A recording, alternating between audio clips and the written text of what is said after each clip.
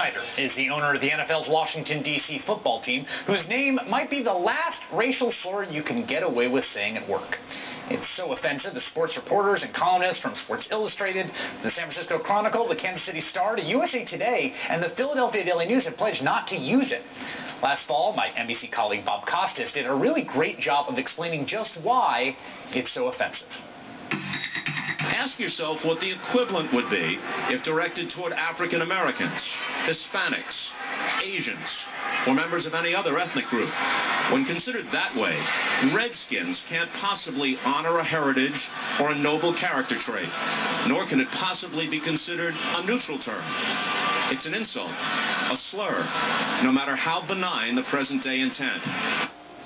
This kind of pressure building against it is getting harder and harder for Dan Snyder to defend the team's name, to defend what is really indefensible. Now, there's a very simple solution to Snyder's problem. He could just change the name of his team. And sure, adopting a new name would be a headache and would surely cost the team some money. Though it's hard to imagine the cost of a name change being all that painful to a franchise that, according to Forbes, is worth $1.7 billion. But Dan Snyder will not change his team's very offensive name. Famously telling USA Today last year, quote, "We'll never change the name. It's that simple. Never. You can use caps."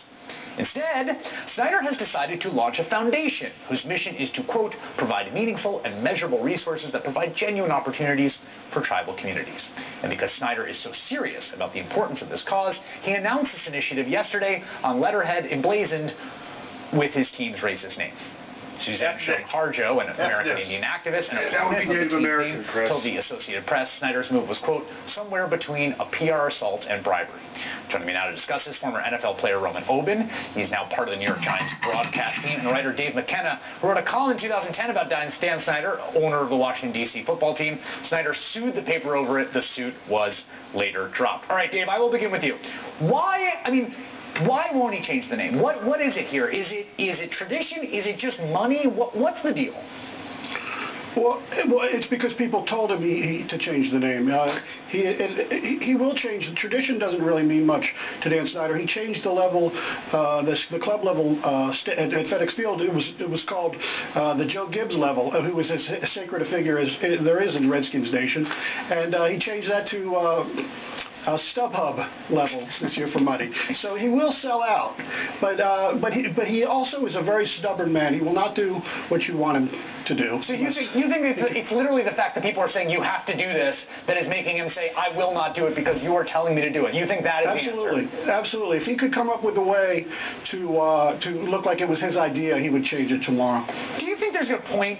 Do you think there will be a rising crescendo, Roman, where players start to say, "Hey, this is a problem. I don't want to play for a team that has a name like this"?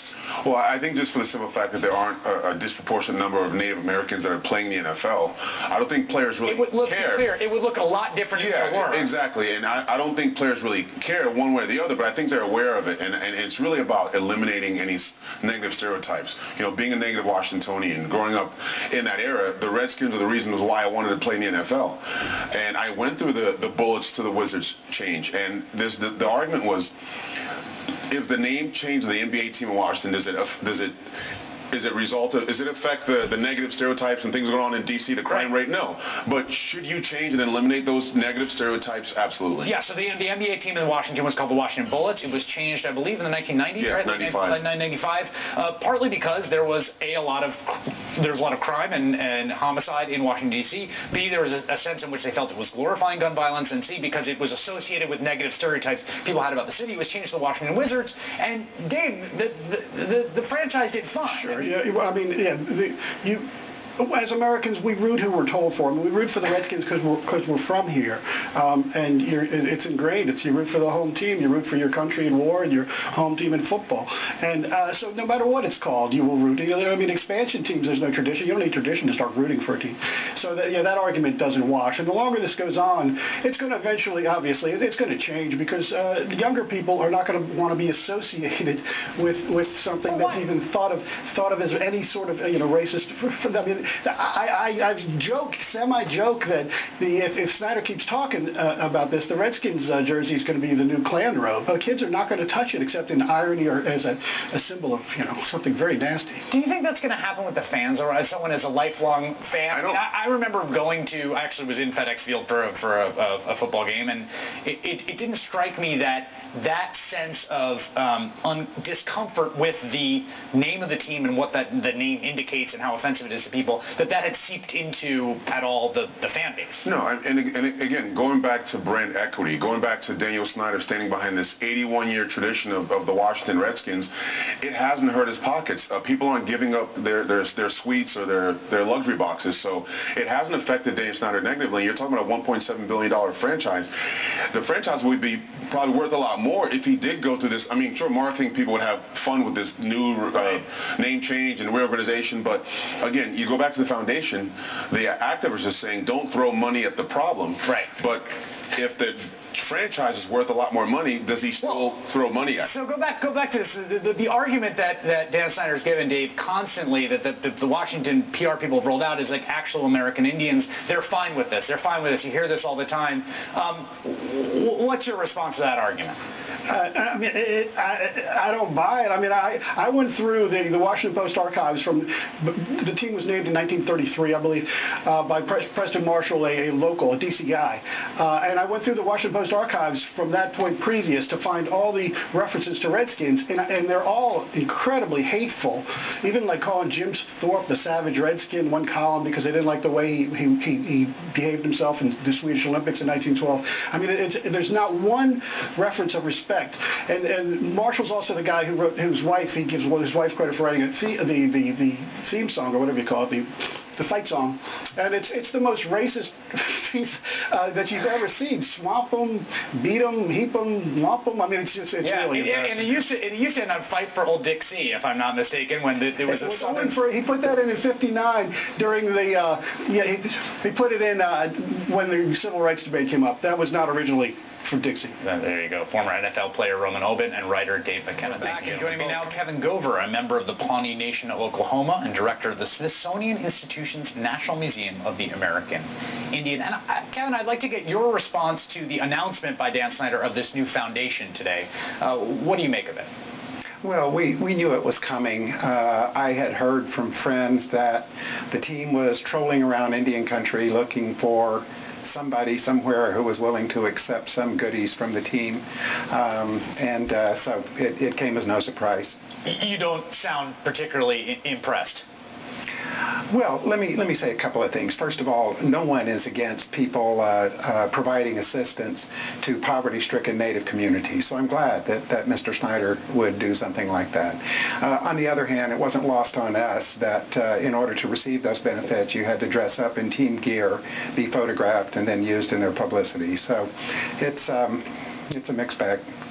There are people who point to other names, the Braves, the Seminoles, the Fighting Illini, and the Indians, and say, well, we have all these other names. A name is a name, and ultimately it gets detached from its initial meaning as it gets used in a different context. Is there a particular kind of venom in this name particularly? Well, all Native mascots perpetuate stereotypes of Native people, and so we oppose those.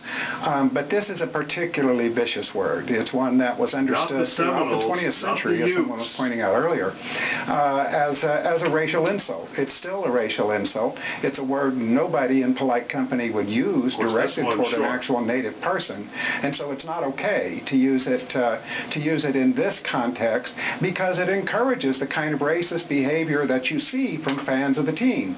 People dressing up like Indians, they believe, and really they're dressing up in ways that we find demeaning and insulting. So the name necessarily is demeaning and promotes stereotyping and racism against Native people. Are you encouraged by what it appears to me, as someone who's been observing this, as a kind of groundswell over the last, I would say, 12 to 18 months, in which this has really become a real issue? It's an issue for the style guides of newspapers. It's something that is talked about in the sports media. It is very present. The kind of obvious offensiveness of this is something that is very hard to ignore. Do you think it's building towards some kind of tipping point? You know, I wrote my first letter to the Washington Post about this in 1973 when I was 18 years old, because it was so clear to me, even as a young man, that this was a racial insult, and I could not understand why it was allowed to be perpetuated. Yeah, I mean, it's exciting that the issue is getting so much attention. We appreciate the attention that you've devoted to it tonight.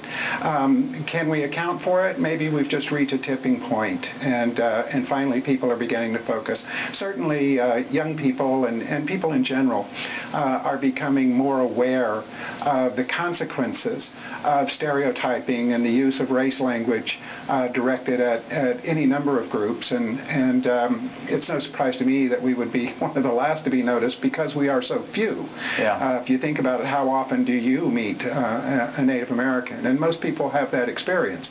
Once they do, once they see that Indian people are real people, just like everybody else, those sorts of stereotypes become less attractive to them. And in some ways, that's what makes the stereotype of this very famous team all the more harmful in that respect. Kevin Gover from the Smithsonian Institution, thank you so much for your time tonight. Really enjoyed it. You're so welcome.